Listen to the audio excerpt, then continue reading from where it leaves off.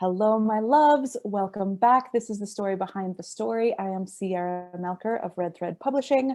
As always, these conversations are with women authors, women creators, women who are going to help you find your inspiration, find your voice, write your story, publish your book, change the world, all in a matter of, 20 minutes. So, Danielle Perlin-Good, you are here with us today. You are my go-to person about ghostwriting, which is great because I actually don't know that much about ghostwriting.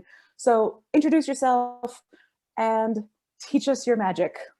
Fantastic. Thank you so much, Sierra, for having me today. I really appreciate you, and I appreciate all the work that you do to help women and help their stories come alive in the world. So thank you for having me. So I'm Danielle Perlin-Good. I am the Soul-Aligned Ghostwriter, and I use mindset techniques, quantum energy healing techniques, as well as my background in journalism to help C-suite level executives, mostly female executives, write their story and unleash the story within their soul. So unearthing that story inside their soul. So I know as a writer how the obstacles, right? As well as sort of when I find my groove, the glory in that. As a ghostwriter, how do you tell somebody else's story?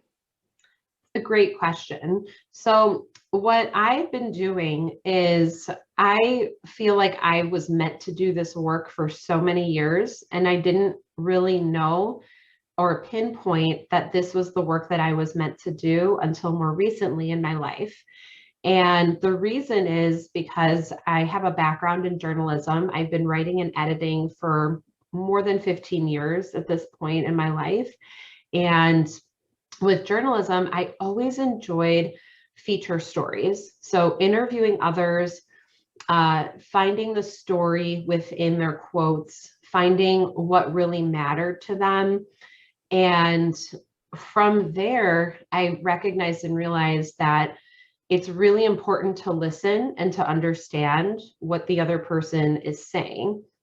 So in ghostwriting, it does take a while to get to know my clients. So that's why I do work with clients for at minimum 6 months, usually closer to 12 months, because it does take several interviews to really unearth that story inside their soul, and having them be able to trust me with this story. And once I'm able to chat with them more and learn more about them, see their media appearances, if they have any, just looking to see who they are as a person, right? And what messages they want to send across. And I feel like I have this powerful energy that I can literally take what they want to say and put it in a scene and put it in story form.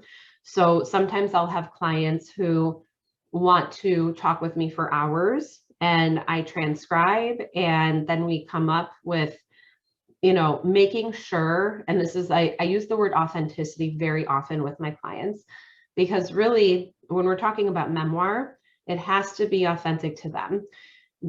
Are all of the quotes and all of the scenes exactly how they happened? Probably not. But if you read any memoir, anyway, right? Well, and yeah, if I remember a fight that I had or a conversation that I had, my perception is going to be different than whoever I was in the midst with, right? That's the nature of memory anyway. Exactly. And I'm so glad you brought up memory, because memory is memoir, right? And if you read a memoir, one of my favorites is The Glass Castle by Jeanette Walls. You're not going to remember. I highly doubt that everything that happened in that book was exactly as is. But what's important is that the scene and what's being said and how the people felt about what was said is authentic. That's what matters. I love that you brought that up. And just sort of a side note, because my mom is in the process of writing a memoir. And one of the obstacles that came up was, because we're good at finding obstacles, right? we're obstacle experts. And she was like, well, you know, I'm a little fuzzy about how this played out or how that played out. So I'm going to reach out to this person and that person. And I'm going to like gather, I'm going to research my own life. And I was like, oh, honey girl, no, because they're going to just tell you, if they remember at all, their perception. Why don't you just collect your perception and have that be, it's not a historical tome, it's your perception of the thing. And as soon as she saw that, she's like, oh, it was like kid in a candy store. It's like, I can tell my story, truth be damned, sort of, I mean, yes, authentic, but it doesn't have to be true, right? Like what is the truth of the matter is my experience. That's my truth. Yes. 100% agree. I love that so much. And I love that you brought up truth, because truth is different than memory, because sometimes our memory can really play, not play tricks on us necessarily, but our memory is different than somebody else. Just like what you said, if you are in a room and you experience something profound and you are with somebody else, a friend, a relative, they will all ultimately have a different perception of what happened. They will have a different perception, right? It's not a logical game. I went to a baseball game recently, and baseball, there's very specific rules, right? And even there, the umpires can bend the rules, and the umpires are in charge of truth, of truth, right? What is a ball? What is a strike? Right. Was that a foul? Right. Did that person get tagged out at second base or no?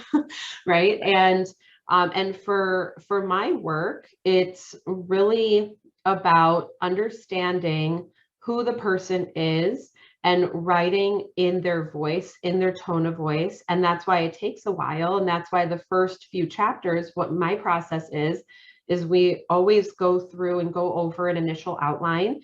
And then we go through and I write the first couple of chapters or so, and I want to make sure that it's going in the right direction from the start.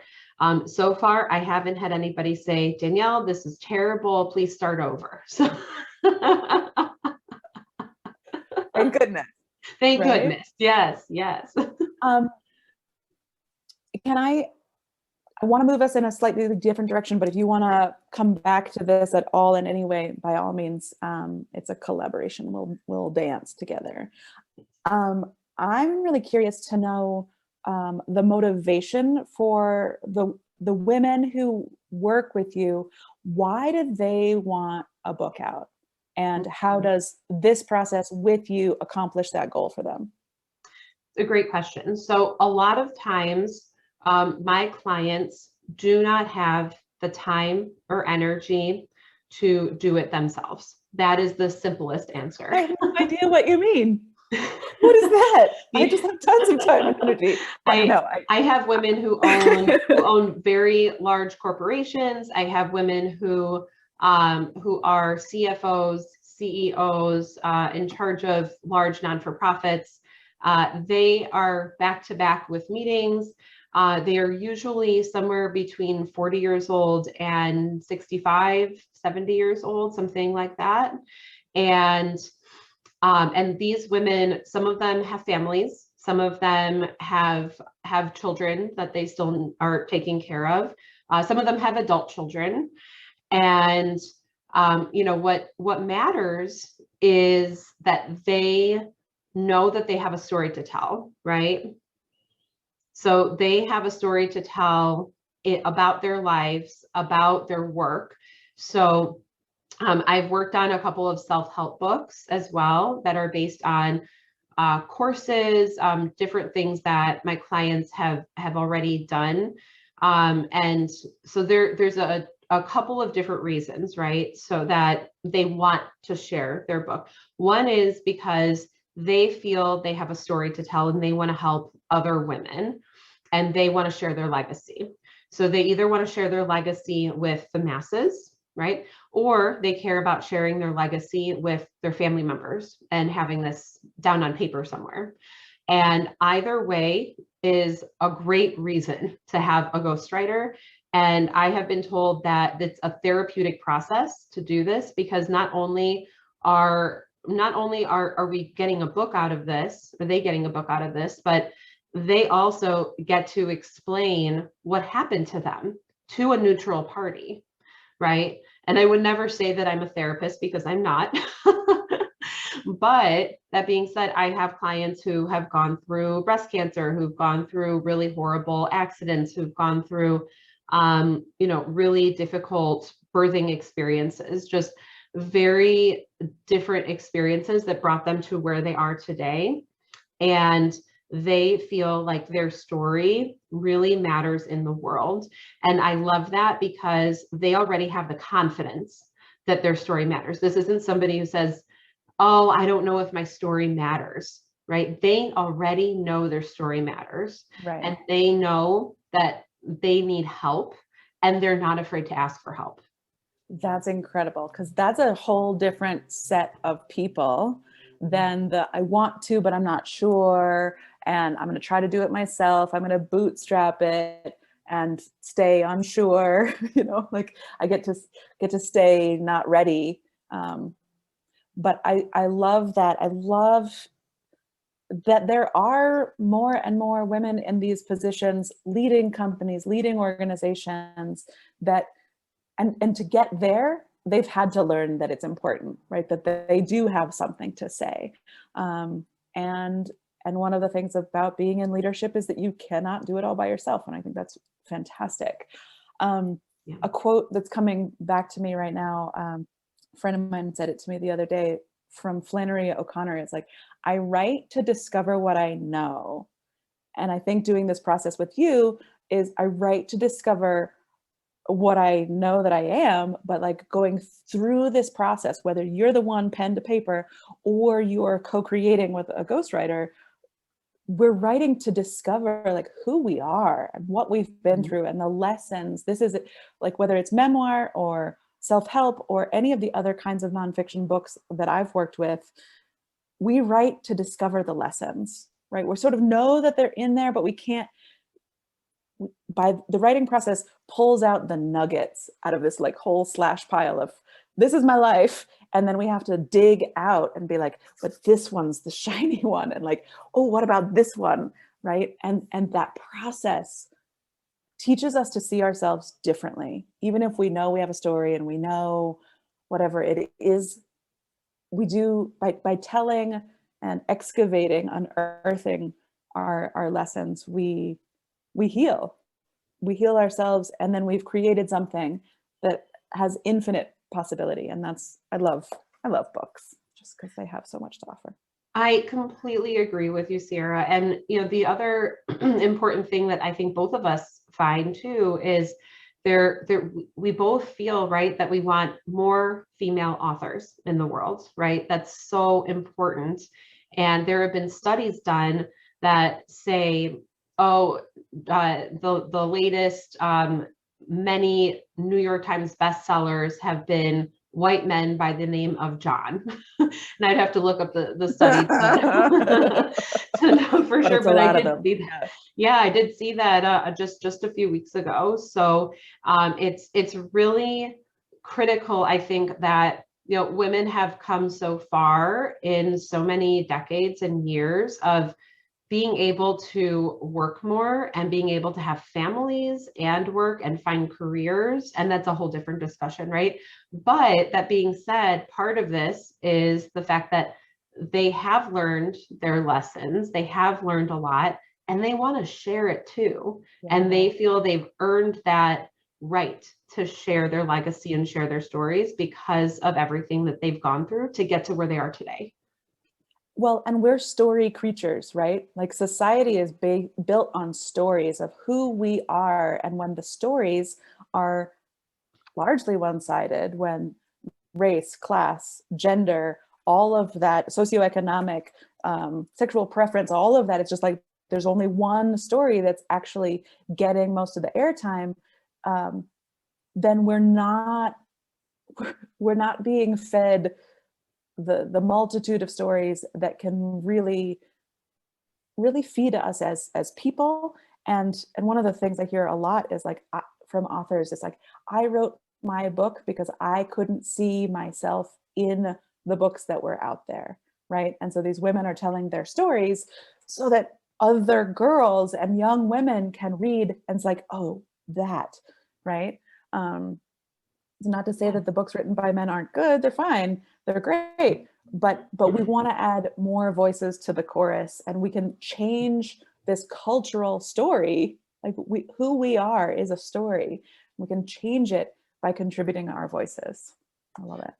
Right, exactly. And I think it's so important to recognize that there are more females in leadership positions, and there are more female executives who want to share their legacies and their stories. And the fact that, they also, not only are they not afraid to ask for help, but also they understand that they don't want to invest any time and energy into learning craft, right? So there's a lot of people that I'm sure you work with, I've worked with too, in terms of book coaching, who want to learn that, who want to do it themselves, which is beautiful, right? There's no right way of writing the book. However, for my clients specifically, they are not interested in learning how to create scenes, what craft is, how to incorporate dialogue, all of those nitty gritty things that I have more of an expertise in because I've been doing it longer. And that, I think, is a beautiful thing of when you are a CEO and when you are an executive, that you also, like you said, in leadership positions, you hire people to do things that you don't want to do, that you don't want to learn. Just like, or like, you can do it better than me, so you might as well, right? Like, why don't you do it? Right, exactly. I'll do what I'm good at, and you do what you're good at, and together we'll be great. Right. That's why, like, bookkeepers exist, right? Because if you're a leadership consultant, or you're a head of some organization that has nothing to do with accounting, and you don't like math, but you're really good at other aspects of the job, but you also recognize and realize that if you're in a leadership position at this company, then you better have a bookkeeper, right? Okay. So if you are listening to this and you have a book in you and you want Danielle to help you excavate this story for you, you're going to find information about her in the show notes. I also am building sort of a directory of people who can help with story. And so if you're interested in that, send us a message and we will hook you up, whether you want to learn craft or you want somebody else to have the craft for you. This is the place we're supporting getting more women's voices out into the world. As always, like, follow, subscribe, share all the social media buzz things, and we'll be back next week with another interview of another woman telling her story and changing the world. Danielle, thank you so much. Thank you, Sarah. Thank you for having me today. My pleasure.